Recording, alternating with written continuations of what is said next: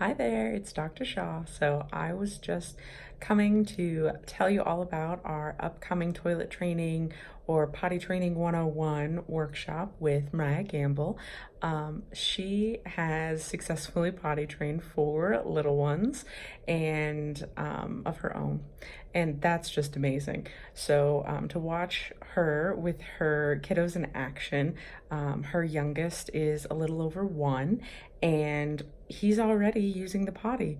And I saw him in a pull-up this weekend and I was like, oh my God, we need you at the office. I have so many parents and families who are potty training. So if you're in the Fort Collins area, October 10th, we are having a potty training event here in the office.